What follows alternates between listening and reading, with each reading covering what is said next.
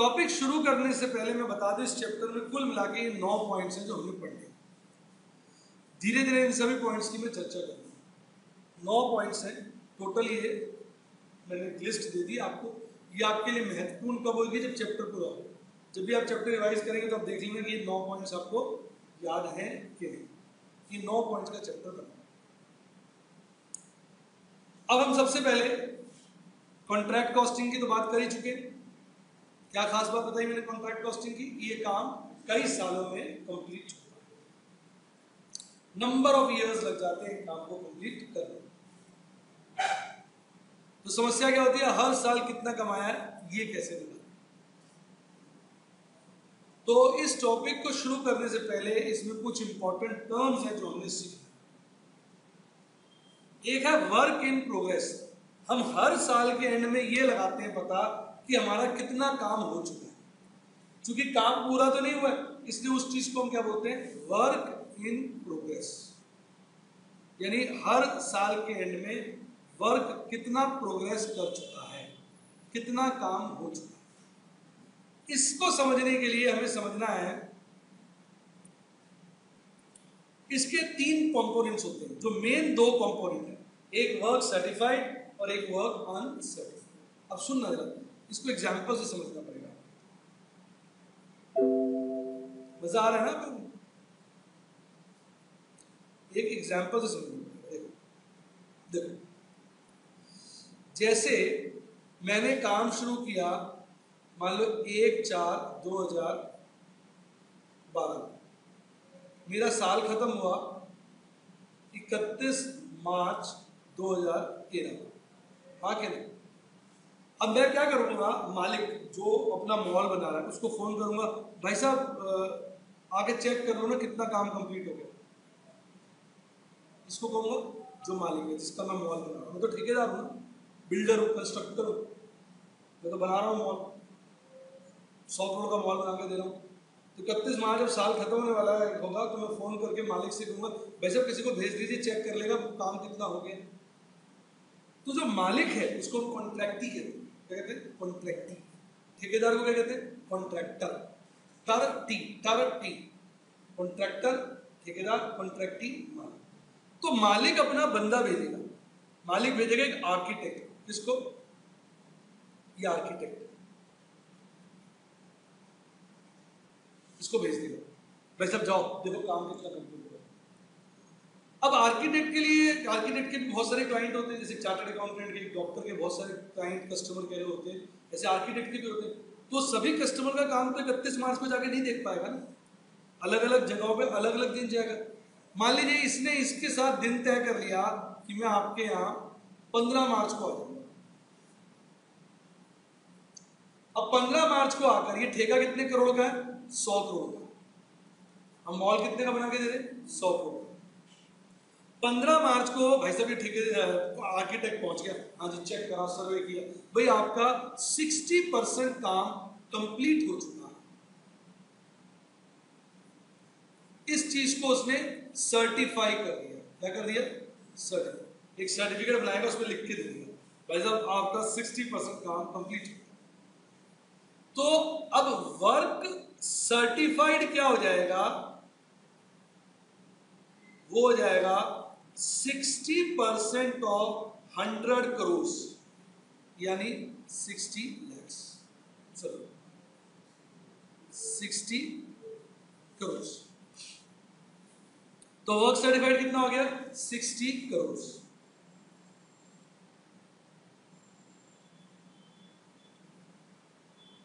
Work certified का मतलब समझ में आ गया?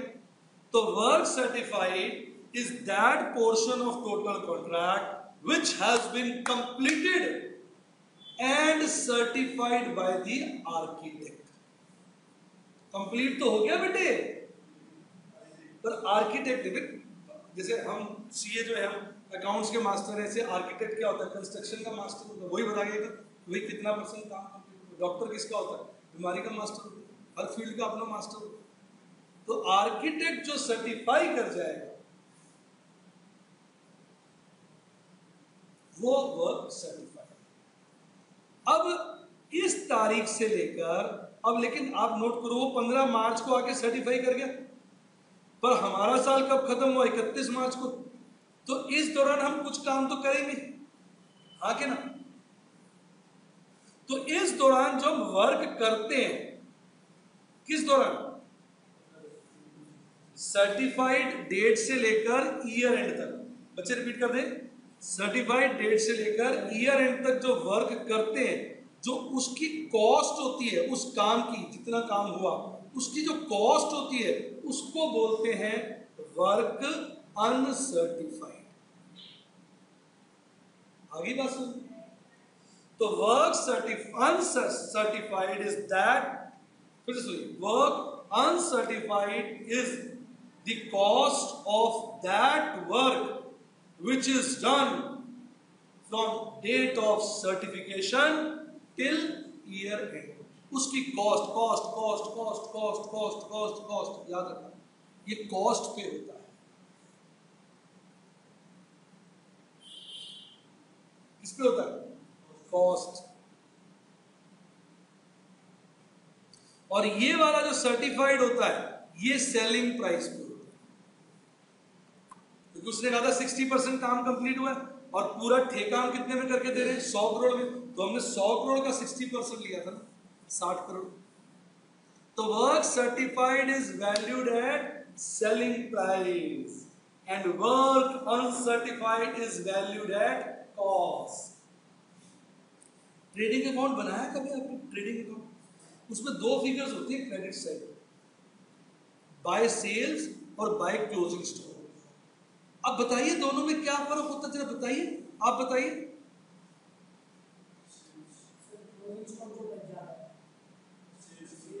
जो बिक जाता है, सेल्स होता है जो माल बिक गया, और क्लोजिंग स्टॉक जो बन गया पर बिका नहीं है। इनमें फर्क क्या है? सेल्स को किस वैल्यू पे दिखाते हो? सेलिंग प्राइस पे। और क्लोजिंग स्टॉक को किस वैल्यू पे दिखाते हो? कॉस्ट प्राइस पे। फिट करो यहां पर। तो वर्क सर्टिफाइड एक प्रकार से सेल्स नहीं हो गया? नहीं समझ रहा यार, जब काम कंप्लीट हो गया, आर्किटेक्ट भी कह रहा है कंप्लीट हो गया, तो मेरा माल बिक गया। तो work certified is like sales और work uncertified is like closing stock. इसलिए इसकी वैल्यू किस पे होती है? कॉस्ट। मजा आ गया? तो अब आपको ये दोनों टर्म्स क्लियर हो गई, वर्क सर्टिफाइड और वर्क अनसर्टिफाइड। और ये किस चीज का हिस्सा होती है बेटे? Work in progress. तो हर साल के एंड में बच्चों हम ये पता लगाते हैं कितना वर्क इन प्रोग्रेस हो चुका है, और उसके दो पार्ट होते हैं, एक वर्क सर्टिफाइड और दूसरा वर्क अनसर्टिफाइड, जिसको मैंने इस एग्जांपल से समझाया। आइए अब इसको पढ़ के भी सुना दूं। Work certified, it refers to that portion of the contract which has been completed and certified by the architect. कैसा लगा? कंप्लीट हो गया और आर्किटेक्ट ने certify. This is normally done on और बिफोर द ईयर एंड। वैसे तो architect को कब आना चाहिए था? 31 मार्च। अगर वो 31 मार्च को आके सर्टिफाई कर देते ना, तो फिर वर्क अनसर्टिफाइड होता ही नहीं। सोचो क्यों? ईयर एंड भी आ जाता, लेकिन वो जल्दी आ जाता है क्योंकि उसके बहुत सारे क्लाइंट। तो हमारे एग्जांपल में वो 31 मार्च की जगह कब आ गया था? 15 मार्च। This part of work completed is valued at selling price और कॉन्ट्रैक्ट प्राइस। 100 करोड़ का 60% निकाला था, फिर मैंने ब्रैकेट में लिख भी दिया लाइक सेल्स। तो वर्क सर्टिफाइड क्या है? सेल्स। नहीं समझ आया? अगला है वर्क अनसर्टिफाइड। देखिए एग्जांपल कितना प्यारा है। Suppose our year ends on 31st March and the architect certifies the work completed on 15th March. हमारा साल कब खत्म हो रहा है? 31 मार्च। आर्किटेक्ट बेटा कब आके चेक कर गया? 15 मार्च। Then in this case, ध्यान से देखिए, cost of work done from 16th March till 31st March is work uncertified, like closing stock. कैसा तुमने नीचे नोट भी दे दिया. For remembrance and comparison we can compare work certified with sales and work certified with unsold stock, that is closing stock. मजा आ गया. दो इसके मेन कंपोनेंट, पर एक तीसरा कंपोनेंट भी है जिसको हम बोलते हैं अनरियलाइज्ड प्रॉफिट. जब हम अपना कॉन्ट्रैक्ट अकाउंट बनाते हैं, जैसे ट्रेडिंग पीरियड बनाते हैं ना, इस तरह से एक अकाउंट बनाते हैं, कॉन्ट्रैक्ट अकाउंट. क्या बनाते हैं? क्या बनाते हैं? शर्माओ नहीं, क्या बनाते हैं? कॉन्ट्रैक्ट. और हमारा ये सरप्लस आ जाता है. क्या आ जाता है? सरप्लस. मान लो ये आ गया हमारा 10 लाख, पर हम डरते हैं. डर बड़ी महान चीज है. हम डरते हैं. क्यों डरते हैं? हम सोचते हैं यार काम कंप्लीट थोड़ी हुआ, काम कंप्लीट थोड़ी हुआ, काम कंप्लीट थोड़ी हुआ, कल को हो सकता है घाटा लग जाए. तो हम पूरे सरप्लस को प्रॉफिट एंड लॉस में ले जाते हुए डरते हैं. पूरे सरप्लस को प्रॉफिट एंड लॉस में ले जाते हुए डरते हैं. हम इसके एक हिस्से को प्रॉफिट एंड लॉस में ले जाते हैं. यहाँ प्रॉफिट एंड लॉस को हम बोल देते हैं सीपीएल. क्या बोल देते हैं? सीपीएल. सीपीएल होता है कॉस्टिंग प्रॉफिट एंड लॉस. क्या होता है? सिर्फ प्रॉफिट एंड लॉस बोल दो वो भी चलेगा, सीपीएल बोल दो तो अच्छा लगेगा. Costing profit and loss. तो डर के माने हमने केवल मान लीजिए 4 लाख रुपए प्रॉफिट एंड लॉस में लिए. इस 4 लाख को हम बोलते हैं रियलाइज्ड प्रॉफिट. क्या बोलते हैं? और जो 6 लाख है ना, उसको हम वर्क इन प्रोग्रेस में ही पड़ा रहने देते. कहां पड़ा रहने देते? वर्क इन प्रोग्रेस में. और इसको हम बोलते हैं अनरियलाइज्ड प्रॉफिट. यानी प्रॉफिट का वो हिस्सा जिसको हमने प्रॉफिट नहीं बोलना चाहते तो बोलिए सरप्लस का वो हिस्सा जिसको हमने प्रॉफिट नहीं, डर के लिए. तो सुनिए ध्यान से. However there is a third component of work in progress too. Work in progress का एक तीसरा component, this is known as unrealised profit. क्या कहलाता है? Unrealised profit. After preparing contract account, we do not want to treat surplus so arising as profit out of fear of future uncertainty.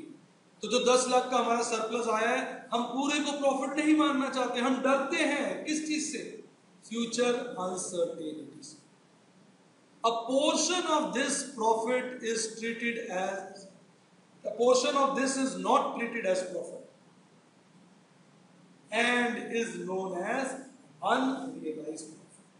तो बेटे work in progress के कितने component हो गए? 3. पहला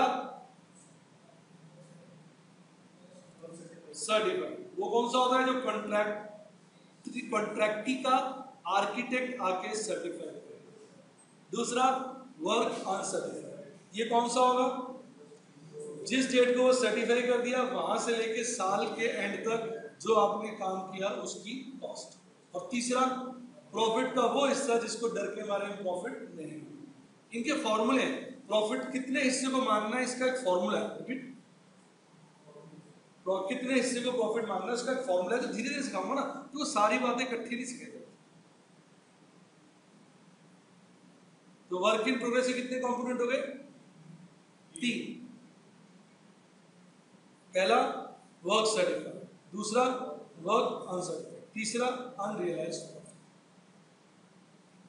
आनंद आ गया आपको? पूरा क्लियर है? बेटे आप कॉन्ट्रैक्ट अकाउंट, जैसे ट्रेन में गए हो कभी आप? ट्रेन में कितने प्रकार के डिब्बे होते हैं?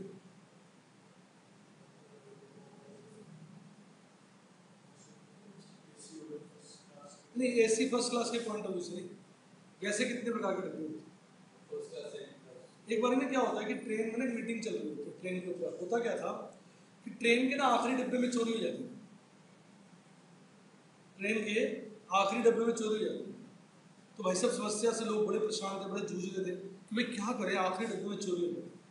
तो मीटिंग चल रही थी, तो उसमें हम आप जैसा मेरे जैसा भला आदमी था, उसने कहा इसमें दिक्कत ही क्या है, ट्रेन के आखिरी डब्बे में चोरी होती है ना, आप आखिरी डब्बा हटा दो,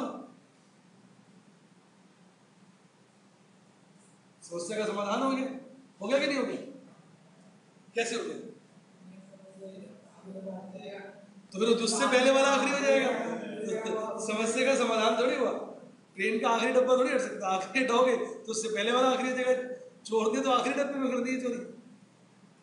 तो ट्रेन में 3 तरह के डब्बे होते हैं, एक पहला, एक आखिरी, बाकी बीच के। पहले डब्बे की खूबी क्या होती है, उसके आगे डब्बा नहीं होता, पीछे डब्बे होते हैं। आखिरी डब्बे की खूबी क्या होती है, उसके पहले डब्बे होते हैं, पीछे डब्बा नहीं होता। और बीच के डब्बों की खूबी क्या होती है, आगे डब्बा, पीछे डब्बा। बच्चे सोच रहे होंगे सर ये ट्रेन क्या सिखा रहे हैं यहाँ पर। अब समझो, फर्स्ट ईयर जो होता है उसमें ना काम शुरू हुआ होता है, तो फर्स्ट ईयर के शुरू में वर्क इन प्रोग्रेस नहीं होता, उसके एंड में वर्क इन प्रोग्रेस होता है। और सेकेंड और सब्सीक्वेंट ईयर जो बीच वाले ईयर है, उनके शुरू में भी वर्क इन प्रोग्रेस होगा और एंड में भी वर्क इन प्रोग्रेस होगा। दिमाग लगाओ। और जो आखिरी डिब्बा है, उसके आखिरी साल है, उसके शुरू में वर्क इन प्रोग्रेस होगा, आखिरी में वर्क इन प्रोग्रेस नहीं होगा। मैं एग्जांपल से समझाता हूं। देखो, ये मेरा स्टार्टिंग है, काम स्टार्ट किया, 1 साल बीत गया, 1 ईयर, ठीक, मेरा 40% काम कंप्लीट हो गया। दूसरा साल बीत गया, सेकेंड ईयर, मेरा 70% काम कंप्लीट हो गया। तीसरा साल बीत गया, थर्ड ईयर, 90% काम कंप्लीट हो गया। चौथा साल बीत गया, 100% काम। तो फर्स्ट ईयर के शुरू में तो 0% है, एंड में वर्क इन प्रोग्रेस कितना है, 40%। सेकेंड के शुरू में 40, एंड में 70। थर्ड के शुरू में 70, एंड में 90। फोर्थ के शुरू में 90, एंड में प्रोग्रेस नहीं है, अब कंप्लीट हो गया, ये कंप्लीट है, ये प्रोग्रेस नहीं है। तो इसलिए हमें कॉन्ट्रैक्ट अकाउंट 3 तरह के बनाने आने चाहिए। एक कौन सा, जिसके शुरू में, मतलब फर्स्ट ईयर जिसके शुरू में वर्क इन प्रोग्रेस नहीं होगा, एंड में होगा, फिर बीच के साल और फिर लास्ट के साल। तो फर्स्ट ईयर का कॉन्ट्रैक्ट अकाउंट का फॉर्मेट मोटा मोटा वही टी शेप होता है।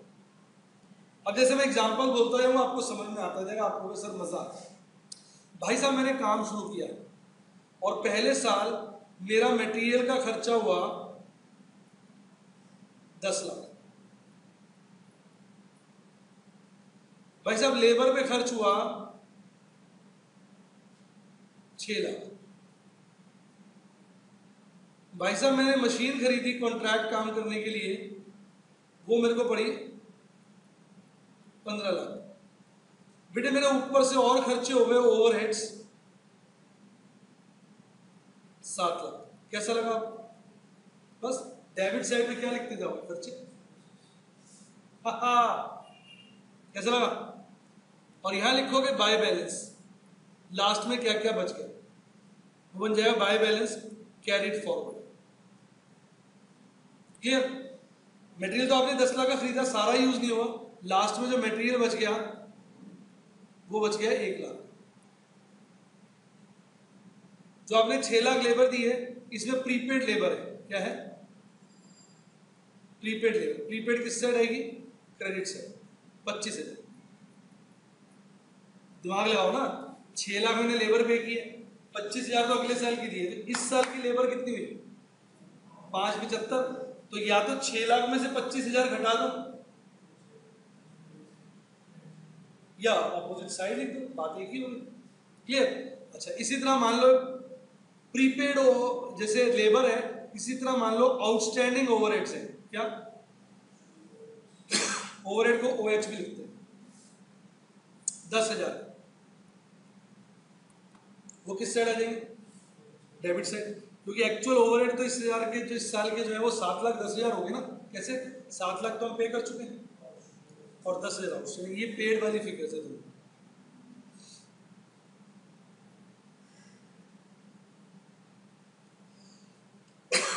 अब जो डेप्रिसिएशन है वो 10% डेप्रिशिएट होती है, सॉरी जो मशीन है वो 10% डेप्रिशिएट होती है,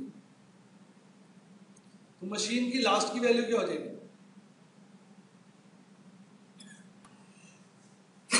13,50,000 कैसे? 15 लाख में से 10% डेप्रिशिएट होगा।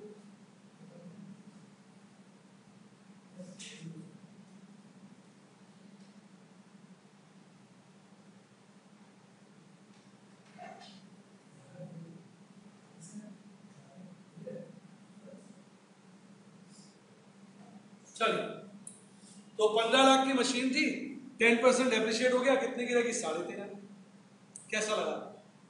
अब आर्किटेक्ट आया, उसने चेक किया और हमें सर्टिफिकेट दे दिया कि हमारा काम 40 लाख का क्या हो गया? सर्टिफाइड। मान लो ठेका 1 करोड़ का है, कितने का? तो सर्टिफाइड क्या है? 40%। पर वो आया था साल खत्म होने से पहले, उसके जाने के बाद जो हमने काम किया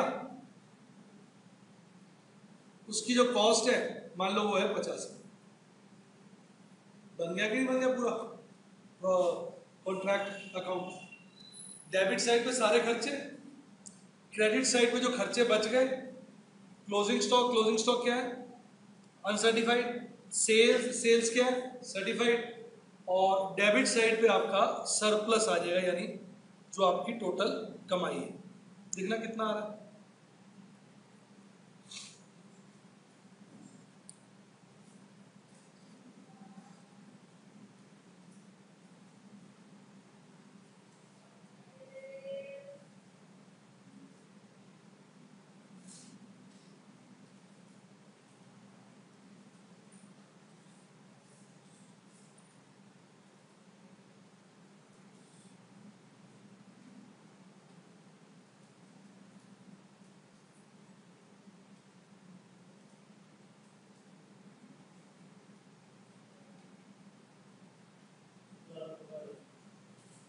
कितना आ रहा है?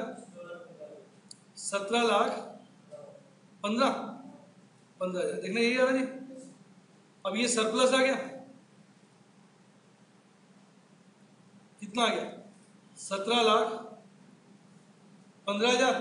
अब हम कुछ हिस्से को तो प्रॉफिट मान लेंगे, उसका फॉर्मूला है जो थोड़ी देर बाद सिखाएंगे। ये वाला कौन सा प्रॉफिट खिलाएगा? कौन सा? रियलाइज्ड। और कुछ हिस्सा क्या रहेगा? वर्क इन प्रोग्रेस में पड़ा रहेगा। क्या खिलाएगा? अनरियलाइज्ड। तो रियलाइज मान लो इसमें से कितना है? 6 लाख। तो अनरियलाइज कितना हो जाएगा? 11,15,000। बताओ समझ में आया? आया कॉन्ट्रैक्ट में समझ? आइए मैं एक बार फिर बोलता हूं, आपको अच्छा लगेगा। डेबिट साइड पे खर्चे, क्रेडिट साइड पे इनकम। डेबिट साइड पे खर्चे, क्रेडिट साइड पे इनकम। मैंने धंधा शुरू किया बिल्डिंग बनाने का, पहले साल मेरा मटेरियल लगा 10 लाख, लेबर को मैंने पे किया 6 लाख, मशीन मैंने खरीदी 15 लाख, ओवरहेड्स मैंने पे किए 7 लाख। सारे खर्चे दिखा रहे। अब जितने भी खर्चे आउटस्टैंडिंग है वो डेबिट साइड पे आ जाएंगे टू बैलेंस के अंदर, और जितने भी खर्चे प्रीपेड है वो क्रेडिट साइड पे आ जाएंगे बाय बैलेंस। क्रेडिट साइड पे एसेट्स आएंगी, डेबिट साइड पे लायबिलिटीज। आउटस्टैंडिंग क्या होते हैं? लायबिलिटी, वो खर्चों में ऐड होने चाहिए इसलिए डेबिट साइड पे दिखा दी। प्रीपेड क्या होते हैं? एसेट्स, वो खर्चों में से लेस होनी चाहिए, लेस करने की जगह कहाँ दिखा दिया उसको? Credit side. समझ आ गया? साल के एंड में 1 लाख का मटेरियल बच गया, जो 6 लाख लेबर दी उसमें से 25,000 प्रीपेड है, मशीन पे 10% डेप्रिसिएशन है, 15 लाख की मशीन 10% 1.5 लाख से घिस गई तो कितने की बच गई? 13,50,000। डेबिट साइड पे आपने मशीन दिखाई 15 लाख, क्रेडिट साइड पे दिखाई 13.5। ऑल्टरनेटिवली आप क्या कर सकते हो? डेबिट साइड पे टू डेप्रिसिएशन दिखा दो 1.5 लाख। बात क्या हो जाएगी? सेम।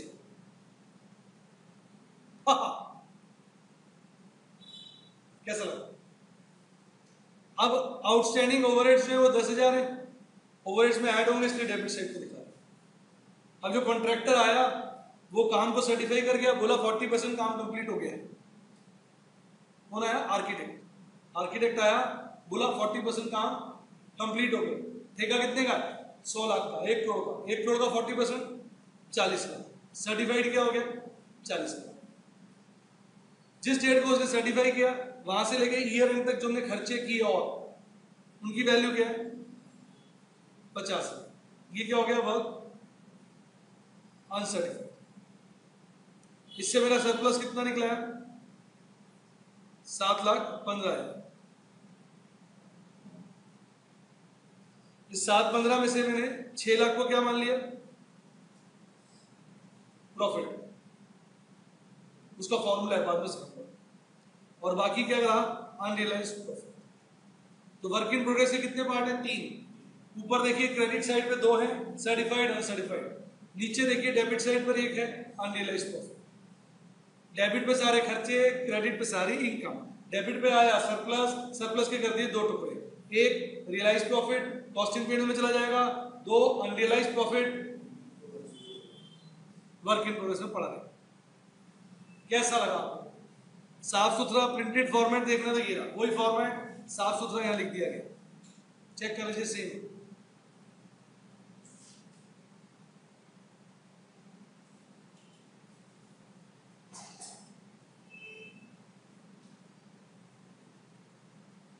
वही है ना? कैसा लगा? दो जी, इसमें 2-3 चीजें तो फिक्स्ड है। एक तो ये वाला पार्ट फिक्स्ड है, ये तो आएगा ही आएगा, ये सरप्लस भी आएगा ही आएगा, और सरप्लस के 2 टुकड़े हो जाएंगे। बाकी चीजें जो मैंने अभी कलर जिस पर मार्क हाईलाइट नहीं किया है वो क्वेश्चन पे डिपेंड करेगी। बाकी ये चीजें तो होंगी ना क्वेश्चन में। क्या क्या? बाय वर्क इन प्रोग्रेस का सर्टिफाइड अनसर्टिफाइड, बाद में सरप्लस आप निकालोगे और उस सरप्लस के 2 टुकड़े आपने कर दिए। एक कहाँ जाएगा? Costing period. दूसरा कहाँ जाएगा? वर्क इन प्रोग्रेस में पड़ा जाएगा। कैसा लगा? बाकी सब क्वेश्चन पे डिपेंड करेगा। आइए बेटे एक क्वेश्चन करते हैं जिससे आपको मजा आए। मजा कब आता है? जब हम क्वेश्चन करते हैं। नहीं, कॉन्ट्रैक्ट प्राइस है 20 लाख, ठेका है 20 लाख का, मशीन खरीदी है 5 लाख की, मटेरियल खरीदा है 3,10,000 का, लेबर को पे किया है 60,000, बाकी एक्सपेंस पे किए 40,000। मालिक आया, आर्किटेक्ट को भेजा, उसने बोला भाई 40% काम कंप्लीट हो चुका है। तो 20 लाख का 40% 8 लाख। सर्टिफाइड क्या हो गया? 8 लाख। अनसर्टिफाइड क्या हो गया? 20,000। अभी तक हमें 1.5 लाख रुपया मिल चुका है। डेप्रिसिएशन क्या है? 10% मशीन का। और कह रहा है कि जो भी सरप्लस आए ना उसका 60% रियलाइज्ड मानो। कितना मानो? तो रियलाइज वाला कहां चला जाएगा? Costing period. और बाकी 40% क्या हो जाएगा? अनरियलाइज्ड। इसने बोल दिया क्वेश्चन, हमें फॉर्मूला नहीं लगाना, इसने बोल दिया। करें क्वेश्चन? देखिए, मशीनरी परचेज 5 लाख, तो मशीन लिखिए नहीं 5 लाख। जो चीजें इसमें फिक्स थी वो मैंने लिखी हुई है। क्या क्या चीजें फिक्स थी आपको बताया था मैंने। बाय वर्क इन प्रोग्रेस के 2 पार्ट आएंगे क्या? Certified uncertified. 2 सरप्लस आएगा ही आएगा। बाय सरप्लस के 2 टुकड़े कर दोगे क्या? तो रियलाइज्ड, 2 अनरियलाइज्ड। रियलाइज्ड का चला जाएगा सीपीएनएल, अनरियलाइज्ड का रहेगा वर्क इन प्रोग्रेस। कैसा लग रहा है? मशीन खरीदी 5 लाख की, मटेरियल 310, लेबर 60 और अदर एक्सपेंस 40। 310, 60 और 40 मटेरियल, लेबर और other expense. 310, 60, 40 material to labour to other expense. ठीक, 40% वर्क सर्टिफाइड हो गया, तो इस 20 लाख का 40% कितना? 8 लाख। 8 लाख। कैसा लगा भाई? क्लियर? अनसर्टिफाइड 20,000 कैश रिसीव्ड का कुछ नहीं करना, डेप्रिसिएशन 10%।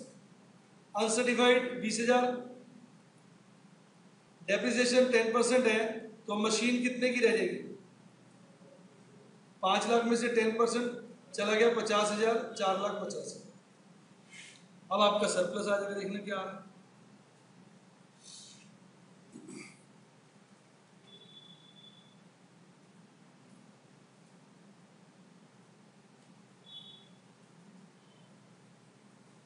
कैसा लगा बेटा? कैसे लगा राजे? थीम समझ में आई?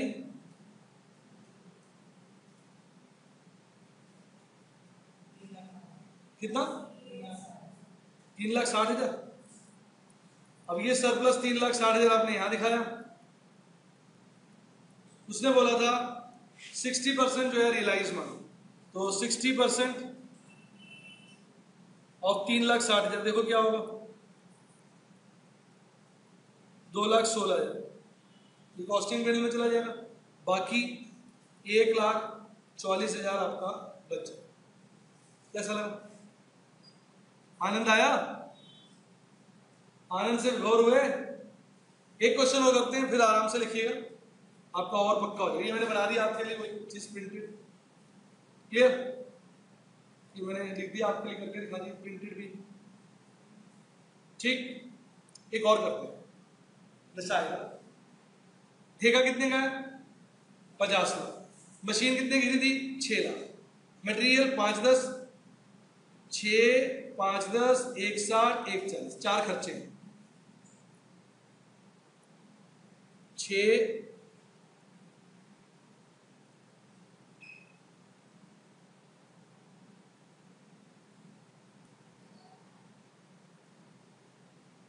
एक, 6, 5, 10, 1, 60, 1, 40। मैं 2 करा रहा हूं जरा माइंड में ना, पहले में थोड़ा थोड़ा क्लियर होगा, दूसरे में एकदम क्रिस्टल क्लियर। 6 लाख, 5, 10, 1, 60, 1, 40। 6 लाख, 5, 10, 1, 60 और 1, 40। कैसा लगा जी? पहला किसका खर्चा है? मशीन का। दूसरा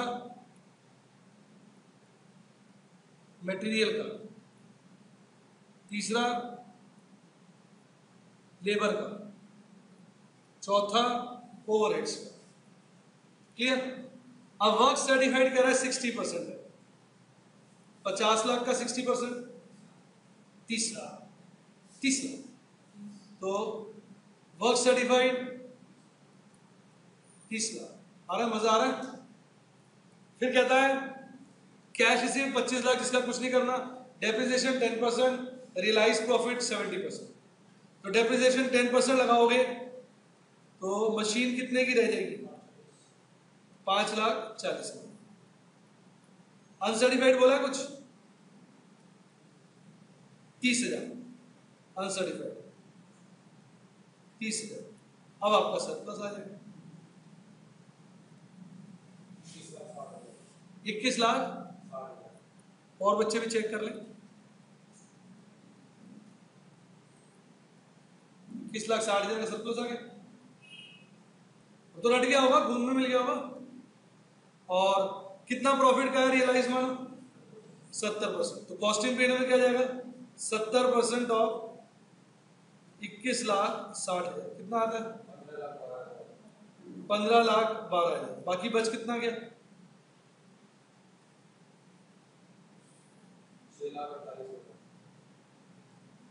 6 लाख